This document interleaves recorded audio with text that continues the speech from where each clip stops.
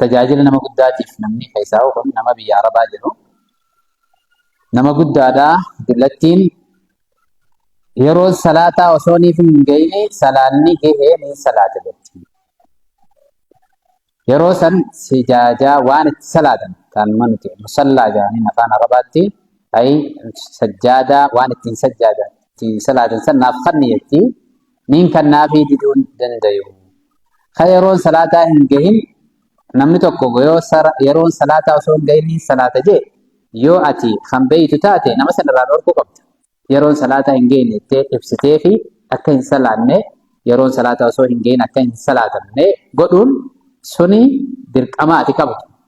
Fakkeenyaaf nama sanirratti ati waan godhamtee jirtuuf yeroon salaataa hoggaa geesses amma yeroon salaataa geessettee ibsuufin dirqama ati qabdu. Garuu namni ati dirqama wajjin qabdu san akka waliigalaatti maal jaan hadiisa keessatti ergamaan Rabbii sallallahu alaihi wasallam man ra'aa minkum munkaran falyughayyiru biyadihi fa in lam yastati' ay fabi lisaani fa in lam yastati' fabi qalbi fadhalika da'ful iman. Namni munkara tokko arke munkara san jijjiiruu danda'e jijjiiruudhaa qabaa. Salaanni osoo yeroon isaa hin geenye salaatamuun munkara kana akkamitti godhuu qabdaa? Eega namni kun ta duraati salaatuu waan bareedaadha. Yeroodhaan akka yeroo irratti geeffattu godhuun barbaachisaadha. Kuni akkamitti ta'a yoo jennee namni kun nama guddaa. Namni guddaan kun ifiifuu nama tokko tokko ha aqliin deemtee jira, ha totorree jira. Suni aqliin irraa deemnaan dirqamni tokko irra hin jiru. Salaatuma sanuu salaatuun irra hin jiru. Yoonii fi namni achi tajaajiltu san nama aqlumaa hin qabne ta'e, aqlummaan irra hin jirre ta'e sun marfuu qalam jaaniin qalamni irraa kaafame namni aqlii hin qabne salaanninis irra hin jiru san dirquudhaas hin qabdu. Maal jaaniin san lagu wan salaatuu fi salaatuu dhabuunis san biratti wal gada nama aqlii hin qabne san wanni Rabbiin irraa si gaafatu hin qabu nama aqlii hin qabne waan ta'eef jecha takliifni shari'aadhaa irra hin jiru. Yoo aqlii nama hin qabne taate yoo ammoo nama aqlii qabu taate garuu namuma aqlii qabu ta'ee yeroon addaan baafachuu hin dandeenye taate fuulduratti arraata jecha gaariidhaan ibsitaaf yeroon salaataa hanqanaatu hafee xiqqishoon obsituu jettaan. Akka nama saniif galutti khaatibin naas bi'uquulihim jedhan. Nama kana hundaa'u aqlii nama saniitiin itti haasa'uu danda'uutu barbaachisaadha akka shari'aadhaatti. Akka nama saniif galu nama dullacha yookaan dullatti yoo ta'eef nama saniif akka galutti ibsuu fi hamma Rabbiis dandeessite ibsuu fi qabda. Yeroon salaataa hin geenye hoggaa geessa salaattette. Yoo kase hin dhageenye taate dirqama hin qabdu. Ati gahee kee baate jechuudha. Hoggaa yeroon salaataa geessu yeroon salaataa gahee geessu maraataa fi nama aqlii hin qabne namni aqliin totorree akka nama guddaa deebi'e yoo ta'e sunis salaanni nurra hin jiru. Salaatuu dhabuunis san waan si yaachisu hin qabu. Yoo ammoo nama aqlii qabu ta'e ammaan tana salaanni geetteeti ibsitaaf. Ati ibsuufin dirqama sirra jirti salaatuun ammoo saati. Yeroon salaataa geesse jettee ati haala yoo bishaan barbaade bishaan dhiyeessuu fi nama saniif waan itti salaatan sossoo hin dandeenye taatus teemuma yoo taates waan silaa salaataaf barbaachisu san dhiyeessuufin teettaati. Ati nama sanarra godhamtee waan jirtuuf jecha haala sanitti dhiyeessitee fi haala mijjeessuu fi kun amma gahee bara amma salaati kun zuurii agaanan asrii agaanan yeroo hedduu namni nama guddaa tajaajilu nama saniitu beekaa sagaleedhaas ol fuudhee ibsaaf jechuudha. Jecha gaariidhaan ammaan tana kun agaananii salaattu amma agaani zuurii salaatte haala sanitti yoo zuuriitti yoo asrii teessu yoo magriba teessu addaan baasuufin namni san dirqama qaba jechuudha. Yoo ammoo nama totorree gara totorroaatti achi deemee nama waa takka addaan baafne taate sun maal dirqamni shari'aatu irra hin jiru. Waan kana keessatti ammas munkaraan deebise jedhanii munkaraan deebisuun ifiifoo munkara. Maal jedhaniin alqaa'idaa inkaarul munkar in kaana yaatii bimunkarin akbar fa inkaarul munkar munkar jedhanii. Munkara inkaaruun kee jechuun dogoggora tokko deebisuun ha dogoggora sanirra hamaa fidu yoo ta'e dogoggoroma san deebisuun dogoggora tahaa jechuudha. Ati dogoggora tokkoon deebise dogoggora san deebisuun yoo ka dogoggora sanirraa hamaa fidu tahe dogoggora xiqqaarraa gara guddaatti ol dabartee jiraatti. Hamaan dhufuu sanirra kanuma jiru sanirratti dhiisuu galte. Maal jaaniin akhaffu dararayni jaaniin. Miidhaa irra salphaadhaa filuudha malee miidhaa irra guddoo baasuun ifiifuu miidhaadha taate. Saniif dogoggora deebisuun yoo dogoggora tahe dogoggoruma deebisuun sanuu ifiifuu mataa isaatu dogoggora jedhama. إنكار المنكر إن كان يأتي بمنكر أكبر فإنكاره منكر جان. تكاسن تكاسن ديبستي تكام قد باسورة تكما سنتيسو الرويان. تكاسن تيسو الرويان قد باسورة أكسيني خن أدام بهو قبل. تناف مال يكوني جهن كياتي مال بدو قبل. نمني بككسي سنرجل جهن كي مال بدو قبل. وللالتي akkaataan itti ibsituufi sanirratti akka rabbiin si arkutti ati wanni ati nama guddaa sanii wajjin gootu hikmaadhaan suutatti laafintiidhaan lolloluun osoo hin tahin jibbaa osoo hin tahin jaalalaan waan rabbiin yaa gabricha yookaan yaa gabrittiitiyya mee maal gootee nama sanii wajjin fardiitiyya ibsuufi yeroo salaataa namni kun hin beeku ati gisee ibsiteef ni gaggeeffata. Fardii kiyya san akka gaggeeffatuuf gaheen ati baati maali yoo jedhe deebisaan ati qabdu deebisaa itti naman qaanfachiisne yoo ta'e yaa rabbii kiyya namni kun akkanaa bara sa'a sannan dhage'u yoo ittees waan keessa kee jiru rabbiin beeka waan ta'eef jecha deebisaa itti naman qaanfachiisne yoo qabaatte wanni ati dalaytu hundinuu bareeda. Yoo ammoo deebisaa nama qaanfachiisu taate wanni ati deebisaa yoo rabbiin illee na gaafate kanaan deebisaaf jettu deebisaa saniif siif ta'u saniif itti qophaa'u. Akkana jechuun maal jechuudha? Namni guddaan dararaas ni qabaa dhugaa cinqiidhaas ni qaba. Akkasuma ta'uudhaa wajjinu gahee keeyyaati. Lolaan osoo hin tahin duchisiisuun osoo hin tahin hifannaa yeroo haa waan akkanaa fidi jaanii si araraafuun olii fi gad si ari'uudhaan aarte sanii wajjin wal qabsiiftee osoo hin tahin bikka yoo achi dura dadhabdee jiraattellee gaafa bikka dirqamni rabbii dhufe bikka ibaadaadhaa bikka salaataa dhuftetti fuula gammachuutiin gammachuun keessa keetiin waan san ati imma guuza ooluuf jirta. Nama waan gaarii dalagu ibaadaaf guuza rabbii sirraa jaalata waan san dalagaa duraan dadhabdeef san osoo hin laalle nama saniif waan silaa barbaachisu yeroo sanitti itti himtee akka silaa tahuu qabu jaalalaan godhuun san waan siif rabbii iddoo jiru jechuudha. Kana akkasi godhuu dandeessaa. Maaliif akkasitti hin godhin jee kasi gaafatu rabbii qabu namni gubbaadha nama harka malee keessa nama hin beeku. Saniif waan keessi keetu ni qaba deebisaa isaa jechuudha.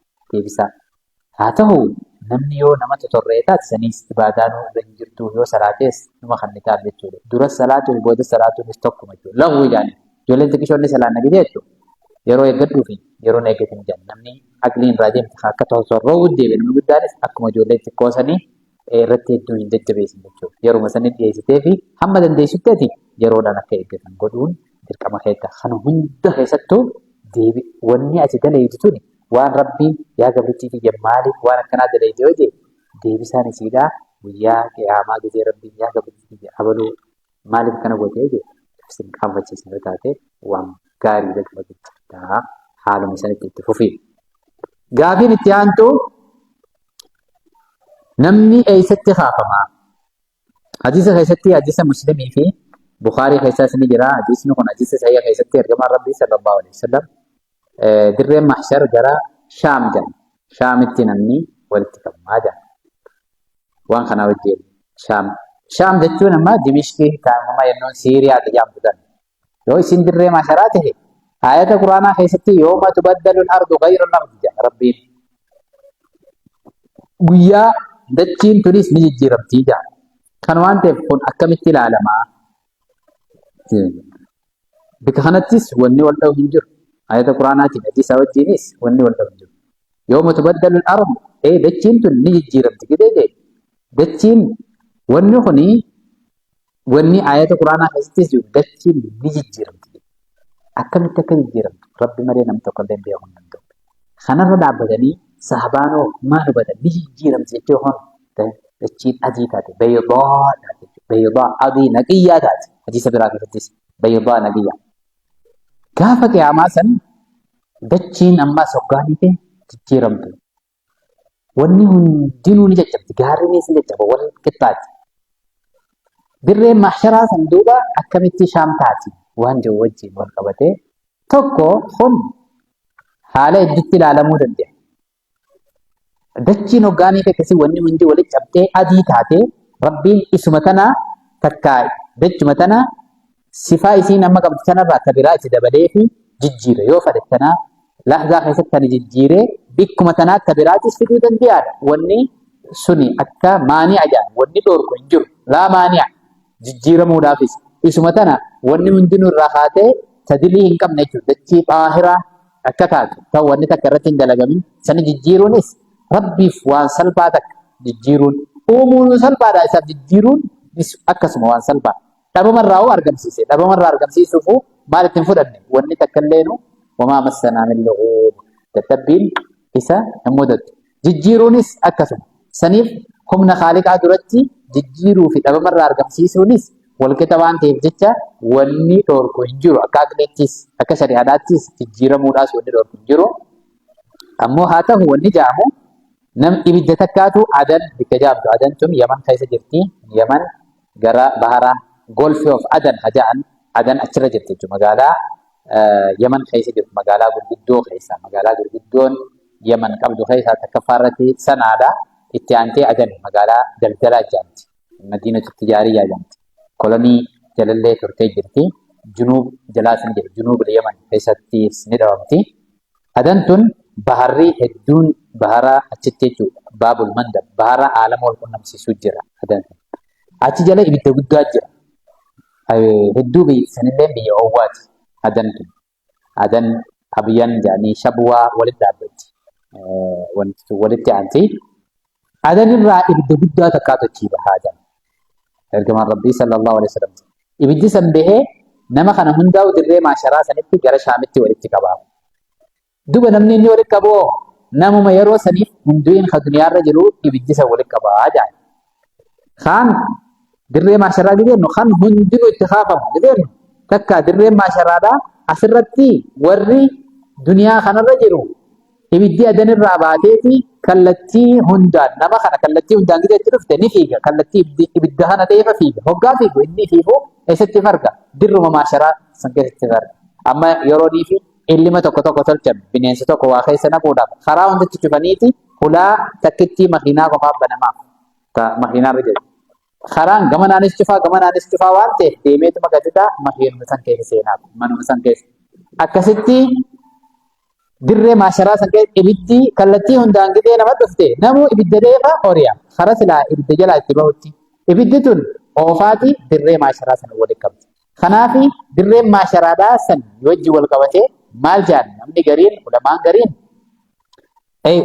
bikki isiin itti walitti qabamte shaamuma sanuuhu warra duniyaa kanarra jiruutu achitti walitti qabama shaamitti kaan ammoo kan maasharaan kaanis kan qabrii irraa kaafamu sunis maasharaa biraa taati haa ta'u immoo wanni kuni amri ghaybii jaani sami'iyyaata jechuun waan dhageettiidhaan aman wanni dhageettiidhaa kana agliidhaan akkana jaani tilmaama shalaggiin godhamtu hundinuu shalaggii tilmaamaati malee akkana dhibbatti akkana taati jee namni murteessuun kun waan fagoodha tahee immoo waan hubannoo hadiisaatiin kanaa wajjis wal qabatee namni gariin irra hedduun wanni waan hin taane keessa seenuuf agliidhaan miizaana isiidhaa godhuu hin dandeessu. Xiinxala hoggaanii fidaan wanni ilmi namaa xiinxalu waan ati sammuu ta'e keessa duraan kuufatte san xiinxaluu dandeessa malee waan kuufattee hin beekne waan dhageewu malee arkiteektis hin beekne murteessuu hin dandeessu dhibbatti itti murteessu. Sababaa saniif jecha guyyoonii fi jechi san jechi tokkichaan san kan ma'anaa hedduu qabaatu taate wanni suni wal dhabbiillee yaadni adda addaa achi keessatti uumamuu ni danda'a.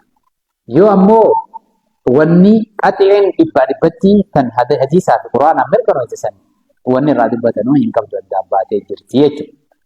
Saniif dirreen mahshar sani shaamii hoggaanii fi jaamu sunii fi Dachiin jijjiiramuun gizee dachiin jijjiiramsa waan wal dhabu jiru. Ni jijjiiramtiin san akka fedhetti Rabbiin akka barbaadetti isaatu jijjiira. Tanuma duniyaa kana jijjiiruudhaaf tanumaa hojjisee bakka sanii tabiraa fiduunis isaaf hundinuu wal qixa waan ta'eef akkaataan itti jijjiiramtu akkana innee xiinxala godhuun waan achi fagoo jijjiira. Adii taati adii hoggaa jaallee qulqulluu tawwaata akka irra jira. Takkaawwan irra jiru kun hundi dhabamee dachummaan tunuu bareettee adii beeydaa naqiyyaa jaallatiisa biraa ta'ettis beeydaa adii taati. San irratti namni kaafama. Haa ta'u wanni kun waa wal dhabuus hin qabu rakkoo takka illee hin qabu. Sanii fi tunis deebisaan isiidhaa kana fakkaatti warra waan dhageef dalagu rabbi nu haa godhu. Waan ilmi imaana jedhanii jira. Imaanni waan rabbii wajji wal qabatu jira, waan ambiyoota wajji wal qabatu jira. Kuni maal jedhanii? Waa'ee ilaahiyyaata jedhanii. Taan ammoo tan guyyaadhaa wajji wal qabatu guyyaata jedhanii. Taan ammoo maal jedhanii? Samiiciyyaata jedhanii, dhageettii jedhanii. Waan dhageettiin itti amanu. Waan akka qabrii, adaaba qabrii, mahshar, dirree mahsharitti kaafamuu, siraatii jira, jannataa jira, jahannamii jira, isaabaa jira, miizaanaa jira.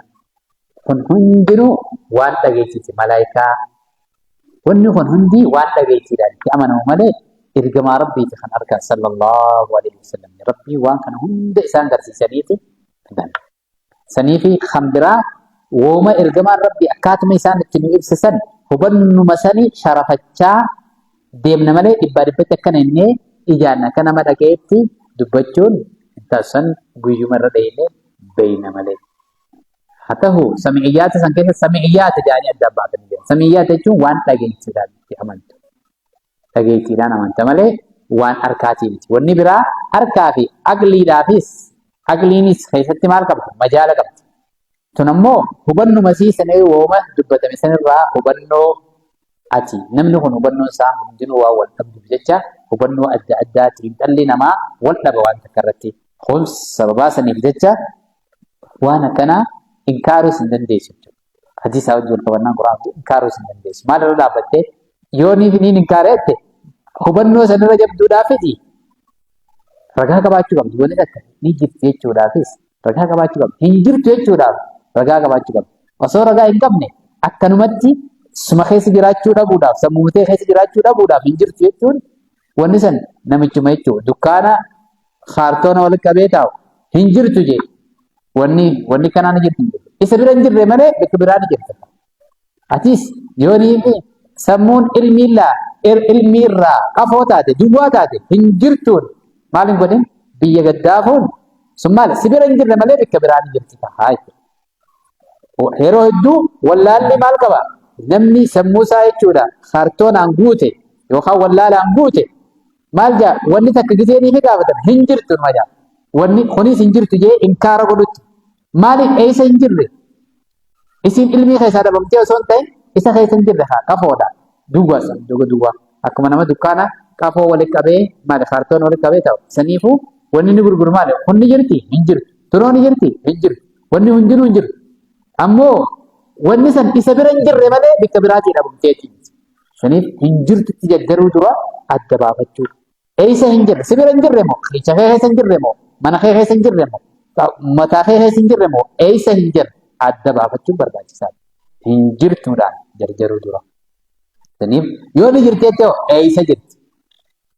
Mataa kee keessa jirti moo ija kee keessa jirti moo eessa jirti? Quraana irra jirti moo hadiisa irra jirti? Fiduu qabda. Hin jirtuufis ragaa qabaachuu, ni jirtiifis ragaa qabaachuu. Ragaadhaan malee hin deebi'u jechuudha. Waa hunda keessatti ragaa fidansii waa hundaafuu ragaa guutuu. Daliilaan deemamti malee shari'aan akkanumatti ni jirtiif hin jirtuun wanni jechuudha. Qafoon lama qafoon ni jirtiitii fi qafoon hin jirree olii gad deddeebistuu jechuudha shari'aan ta'e. Kan ragaa qabaachuu waa hundaa'u ragaadhaan deemtu malee tan qafoo lama idduu deemtu qafoo gaannu waan duwwaa lama jechuudha. Takkaa'u sammuu duwwaa lama idduu deemtu osoo hin tahin waan ragaa qabatamaatiin deemu shari'aan teenya shari'aa akkasiiti bareedduu. Saniif warra waan dhageeffatan rabbi nu haa godhu sheenaa duniyaa karaa jalaa rabbi nu haa baasu. اللهم إنا نسألك الهدى والتقى والعفاف والغنى اللهم أرنا الحق حقا وارزقنا اتباعه وأرنا الباطل باطلا وارزقنا اجتنابه، ولا تجعل الأمر مشتبها علينا فنضل يا ذا الجلال والإكرام. ربنا آتنا في الدنيا حسنة وفي الآخرة حسنة وقنا عذاب النار. اللهم إنا نسألك من الخير كل ما علمنا منه وما لم نعلم، ونعوذ بك من الشر كل ما علمنا منه وما لم نعلم. اللهم إنا نسألك من كل خير ما سألك منه نبيك محمد عبدك ورسولك صلى الله عليه وسلم وعبادك الصالحون، ونعوذ بك من شر ما استعاذك من نبيك محمد عبدك ورسولك صلى الله عليه وسلم وعبادك الصالحون، وأنت المستعان وعليك البلاغ، ولا حول ولا قوة إلا بالله العظيم. وآخر دعوانا الحمد لله رب العالمين. السلام عليكم ورحمة الله وبركاته.